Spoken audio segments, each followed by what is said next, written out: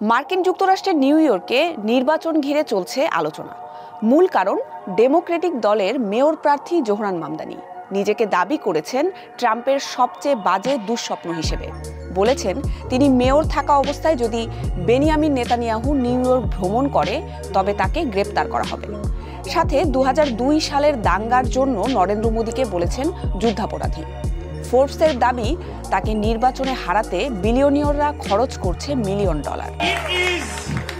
The victory of the Bangladeshi auntie who knocked on door after door until her feet throb.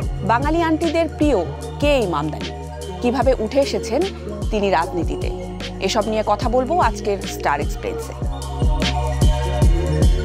উগান্ডার কাম্পলায় জন্ম নেওয়া মামদানি তার পরিবারের সাথে নিউ ইয়র্কে চলে আসেন ৭ বছর বয়সে। মামদানির মা মীরা নায়ার ভারতীয় বংশোদ্ভূত একজন বিখ্যাত চলচ্চিত্র পরিচালক, আর বাবা অধ্যাপক মাহমুদ মামদানি কলম্বিয়া বিশ্ববিদ্যালয়ে শিক্ষকতা করেন।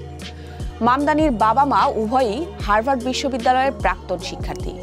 মামদানির স্ত্রী ২৭ বছর বয়সী রামা দুওয়াজি সিরিয়ান বংশোদ্ভূত।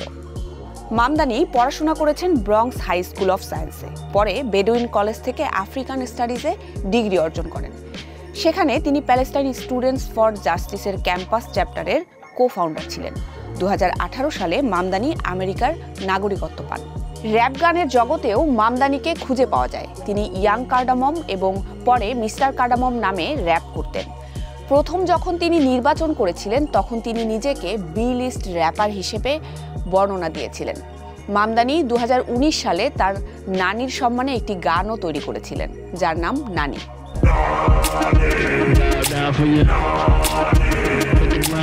কুইন্স এবং ব্রুকলিনে ডেমোক্রেটিক প্রার্থীদের জন্য প্রচারণার কাজ করে স্থানীয় রাজনীতিতে নিজের দক্ষতা প্রমাণ করেন মামদানি।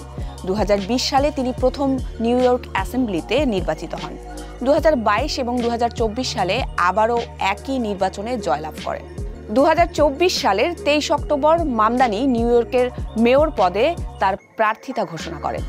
তার প্রচারণার ভিডিওতে ইংরেজি ছাড়াও বিভিন্ন ভাষা ব্যবহার করতে দেখা যায়। কখনো উর্দু, কখনো বাংলা বা হিন্দি ভাষা ব্যবহার করে প্রচারণা চালিয়েছেন তিনি। এছাড়া প্রচারণার জন্য বলিউড চলচ্চিত্রের ক্লিপও বেছে নিয়েছেন তিনি। মামদানি নিজেকে জনগণের প্রার্থী বলে উপস্থাপন করেন। ২০২৫ সালের ১ জুলাই মামদানি ডেমোক্রেটিক প্রাইমারিতে জয়ী হন।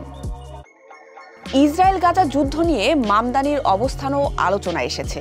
তিনি ফিলিস্তিনের পক্ষে দৃঢ় অবস্থান নিয়েছেন এবং ইসরায়েলের নীতির কঠোর সমালোচক তিনি।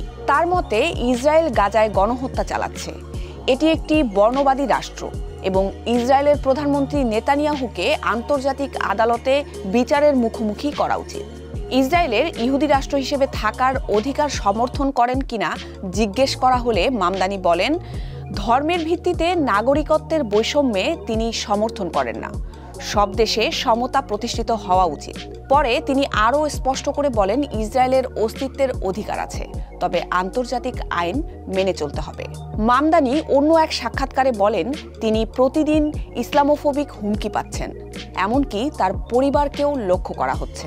অন্যদিকে মেয়র পদে তার প্রতিদ্বন্দ্বী কুওমো নিজেকে ইসরায়েলের গর্বিত সমর্থক বলে উল্লেখ করেছেন।